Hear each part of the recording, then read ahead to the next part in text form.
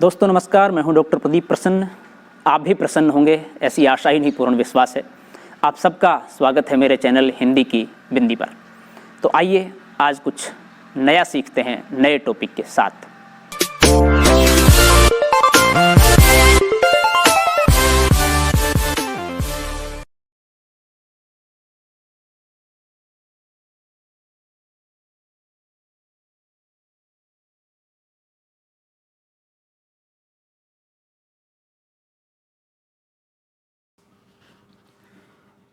विद्यार्थियों, आज की वीडियो हम बना रहे हैं कक्षा 9 की हिंदी की पाठ्य पुस्तक क्षितिज के पाठ 2 ल्हासा की ओर राहुल सांकृत्यायन पाठ के प्रश्नोत्तर। इस पाठ से संबंधित वीडियो हम पहले ही बना चुके हैं, जिसमें पाठ का सार, उस पाठ का वाचन, अर्थ, भाव और व्याख्या सहित उसका विश्लेषण, और अब प्रश्नोत्तरों को लेकर के वीडियो बन रही है। वीडियो प्रारंभ करने से पहले आप सबसे निवेदन है, यदि आपने हिंदी की बिंदी चैनल को अभी तक भी सब्सक्राइब नहीं किया है तो प्लीज़ उसे सब्सक्राइब जरूर करें, बेल आइकॉन को जरूर दबाएं ताकि कोई वीडियो आप मिस न कर पाएँ। आइए शुरू करते हैं आज की वीडियो। तो इस पाठ से संबंधित प्रश्नोत्तर। पहला प्रश्न, थोड़ला के पहले के आखिरी गांव पहुंचने पर भिखमंगे के वेश में होने के बावजूद लेखक को ठहरने के लिए उचित स्थान मिला, जबकि दूसरी यात्रा के समय भद्र वेश भी उन्हें उचित स्थान नहीं दिला सका, क्यों? उत्तर है, इसका मुख्य कारण था संबंधों का महत्व। तिब्बत में इस मार्ग पर यात्रियों के लिए एक जैसी व्यवस्थाएं नहीं थी, इसलिए वहां जान पहचान के आधार पर ठहरने का उचित स्थान मिल जाता था। बिना जान पहचान के यात्री को भटकना पड़ता था। दूसरे तिब्बत के लोग शाम 6 बजे के बाद छड़ पीकर मस्त हो जाते थे, तब वे यात्रियों की सुविधा का ध्यान नहीं रखते थे।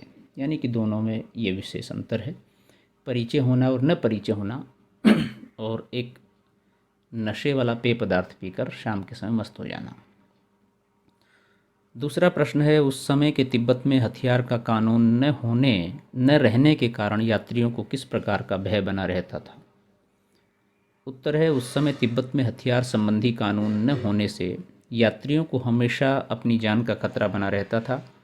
लोग हथियारों को लाठी डंडे की तरह लेकर चलते थे। डाकू अपनी रक्षा के लिए यात्रियों या लोगों को पहले मार देते थे, तब देखते थे कि उनके पास कुछ है भी या नहीं। इस तरह हमेशा जान जोखिम में रहती थी।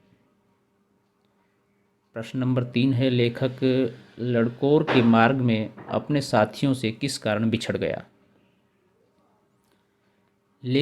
उत्तर है, लेखक लड़कोर के मार्ग में अपने साथियों से 2 कारणों से बिछड़ गया। उसका घोड़ा बहुत सुस्त था, वह रास्ता भटककर एक टेढ़े मेढ़े 1.5 मील गलत रास्ते पर चला गया था, उसे वहाँ से वापस आना पड़ा। प्रश्न नंबर 4 है, लेखक ने शेकर विहार में सुमति को उनके यजमानों के पास जाने से रोका, परंतु दूसरी बार रोकने का प्रयास क्यों नहीं किया? लेखक जानता था कि शेकर विहार में सुमति के यजमान रहते हैं। सुमति उनके पास जाकर बोध गया के गंडों के नाम पर किसी भी कपड़े का गंडा देकर दक्षिणा वसूल करते थे।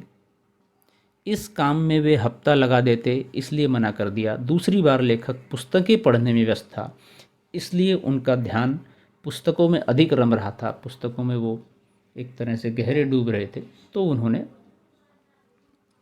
मना नहीं किया। प्रश्न नंबर 5 है, अपनी यात्रा के दौरान लेखक को किन कठिनाइयों का सामना करना पड़ा? उत्तर है, अपनी तिब्बत यात्रा के दौरान लेखक को विभिन्न कठिनाइयों का सामना करना पड़ा। एक बार वह भूलवश रास्ता भटक गया, दूसरी बार उसे बहुत तेज़ धूप के कारण परेशान होना पड़ा। तो इस तरह की कठिनाइयाँ उनके सामने आई। प्रश्न नंबर 6 है, प्रस्तुत यात्रा वृत्तांत के आधार पर बताइए कि उस समय का तिब्बती समाज कैसा था? उत्तर है, इस यात्रा वृत्तांत से पता चलता है कि उस समय तिब्बती समाज में पर्दा प्रथा, छुआछूत जैसी बुराइयां न थी। महिलाएं अजनबी लोगों को भी चाय बनाकर दे देती थी। निम्न श्रेणी के भिखमंगों को छोड़कर कोई भी किसी के घर में आ जा सकता था। पुरुष वर्ग शाम के समय छक पीकर मदहोश रहते थे। वे गंडों पर अगाध विश्वास रखते थे। समाज में अंधविश्वास का बोलबाला था, यानी कि इस तरह का समाज था, एक अंधविश्वास पे कायम था, दूसरा शराब पी करके, पेय पदार्थ पी करके मस्त रहते थे अपने काम में। प्रश्न नंबर 7 है, मैं अब पुस्तकों के भीतर था, नीचे दिए गए विकल्पों में से कौन सा एक वाक्य का अर्थ बतलाता है। लेखक पुस्तकें पढ़ने में रम गया, लेखक पुस्तकों की शेल्फ के भीतर चला गया, लेखक के चारों ओर पुस्तकें ही थी, पुस्तक में लेखक का परिचय और चित्र छपा था। उत्तर है लेखक पुस्तकें पढ़ने में रम गया था, वो व्यस्त हो गए थे, पुस्तकें पढ़ने में मन लग गया था उनका। प्रश्न नंबर 8 है, सुमति के यजमान और अन्य परिचित लोग लगभग हर गांव में मिले। इस आधार पर आप सुमति के व्यक्तित्व की किन विशेषताओं का चित्रण कर सकते हैं। उत्तर है, सुमति के यजमान और परिचितों के हर गांव में मिलने से उनकी अनेक विशेषताओं का पता चलता है। जैसे सुमति मिलनसार और हंसमुख व्यक्ति थे, उनकी जान पहचान का दायरा विस्तृत था। सुमति अपने यजमानों को बोध गया ले से लाए कपड़े के गंडे बनाकर दिया करते थे और उनसे दक्षिणा लेते थे। सुमति लोगों की आस्था का अनुचित लाभ उठाते थे, पर इसकी खबर लोगों को नहीं लगने देते थे। वे बौद्ध धर्म में गहरी आस्था रखते थे। तो ये विशेषताएं सुमति की पता चलती हैं। प्रश्न नंबर 9 है, हालांकि उस वक्त मेरा वेश ऐसा नहीं था कि उन्हें कुछ भी ख्याल करना चाहिए था।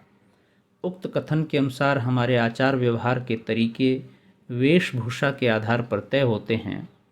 आपकी समझ से यह उचित है अथवा अनुचित, विचार व्यक्त करें। उत्तर है, यह बात सच है कि हमारे आचार व्यवहार के तरीके वेशभूषा के आधार पर तय होते हैं। हम अच्छा पहनावा देखकर किसी को अपनाते हैं तो गंदे कपड़े देखकर उसे दुत्कारते हैं। लेखक भिखमंगों के वेश में यात्रा कर रहा था, इसलिए उसे यह अपेक्षा नहीं थी कि शेखर विहार का भिक्षु उसे सम्मानपूर्वक अपनाएगा। मेरे विचार से वेशभूषा देखकर व्यवहार करना पूरी तरह ठीक नहीं है। अनेक संत महात्मा और भिक्षु साधारण वस्त्र पहनते हैं, किंतु वे उच्च चरित्र के इंसान होते हैं, पूज्य होते हैं। परंतु यह बात भी सत्य है कि वेशभूषा से मनुष्य की पहचान होती है।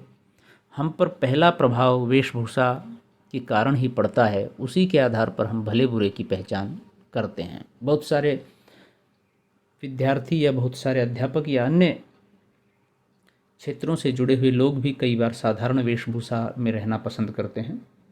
तो हम सिर्फ वेशभूषा से उनके चरित्र को, उनकी पहचान को नहीं पहचान सकते, लेकिन ये भी तय बात है कि एक प्रभाव वेशभूषा से पड़ता जरूर है। प्रश्न नंबर 10 है, यात्रा वृत्तांत के आधार पर तिब्बत की भौगोलिक स्थिति का शब्द चित्र प्रस्तुत करें। वहाँ की स्थिति आपके राज्य शहर से किस प्रकार भिन्न है, ये आप देख सकते हैं। उत्तर है, यात्रा वृत्तांत से ज्ञात होता है कि तिब्बत भारत और नेपाल से लगता हुआ देश है, जहाँ कुछ समय तक आने जाने पर प्रतिबंध था। ये स्थान समुद्र तल से काफ़ी ऊंचा है। यहाँ 17-18 हज़ार फीट ऊंचे डांडे हैं, जो खतरनाक जगह हैं। ये डांडे नदियों के मोड़ और पहाड़ी की चोटियों के कारण बहुत ऊंचे नीचे हैं। यहाँ एक ओर हजारों बर्फ़ से ढके श्वेत शिखर हैं, तो दूसरी ओर भीटें हैं जिन पर बहुत कम बर्फ़ रहती है। यहाँ विशाल मैदान भी है जो पहाड़ों से घिरे हैं। यहाँ के विचित्र जलवायु में सूर्य की ओर मुँह करके चलने पर माथा जलता है, जबकि कंधा और पीठ बर्फ़ की तरह ठंडे हो जाते हैं। यह स्थिति हमारे राज्य शहर से पूरी तरह भिन्न है। प्रश्न नंबर 11 है, आपने भी किसी स्थान की यात्रा अवश्य की होगी। यात्रा के दौरान हुए अनुभवों को लिखकर प्रस्तुत करें। इस प्रश्न का उत्तर विद्यार्थी अपने अनुभव से दें और कमेंट्स बॉक्स में लिख सकते हैं, ताकि हम देखें कि आप कितना अधिक बेहतर तरीके से अपने अनुभव को साझा करते हैं और उसे विस्तृत देते हैं। फिर हम उसके बाद एक मानक उत्तर देने का प्रयास करेंगे, ताकि आप दिक्कत हो तो उसे समझ सकें। प्रश्न नंबर 12 है, यात्रा वृत्तांत गद्य साहित्य की एक विधा है। आपकी इस पाठ्य पुस्तक में कौन कौन सी विधाएं हैं? प्रस्तुत विधा उनसे किन मायनों में अलग है? उत्तर है क्षितिज के पाठ और विधाएं इस प्रकार हैं। दो बैलों की कथा कहानी है, ल्हासा की ओर यात्रा वृत्तांत है, उपभोक्तावाद की संस्कृति निबंध है, सांवले सपनों की याद संस्मरण है, नाना साहब की पुत्री देवी मैना को भस्म कर दिया गया रिपोर्टाज है, प्रेमचंद के फटे जूते व्यंग है, मेरे बचपन के दिन संस्मरण है और एक कुत्ता और एक मैना निबंध है। ये आगे के क्षितिज नामक हिंदी की जो पाठ्य पुस्तक है उसके पाठ हैं और इन सब को हम पढ़ेंगे, इनके प्रश्न उत्तरों को हम बताएंगे। तो हम बात करते हैं इस पाठ की, ल्हासा की ओर। तो ये पाठ अन्य विधाओं से इसलिए अलग है क्योंकि ये यात्रा वृत्तांत है, जिसमें लेखक द्वारा तिब्बत की यात्रा का वर्णन किया गया है।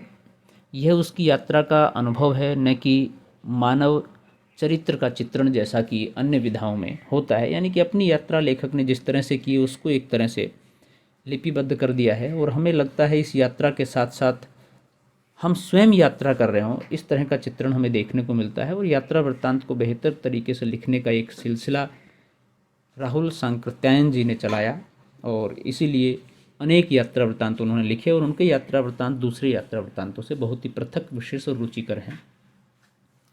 तो विद्यार्थियों, इसमें अभी कुछ प्रश्न और बचे हुए हैं, वो हम अगली वीडियो में लेंगे। आज के लिए इतना ही। आपने वीडियो पूरी देखी, इसके लिए धन्यवाद। यदि अच्छी लगी हो तो लाइक कीजिए, शेयर कीजिए, कमेंट्स कीजिए और चैनल को सब्सक्राइब करना न भूलें। आपके मन में यदि कोई सवाल है, कोई जिज्ञासा है, कोई प्रश्न है तो आप पूछ सकते हैं कमेंट्स के माध्यम से और उसका जवाब हम देने का प्रयास करेंगे। आज के लिए इतना ही। नेक्स्ट वीडियो में नेक्स्ट टॉपिक के साथ फिर मिलते हैं। तब तक के लिए शुक्रिया, नमस्कार।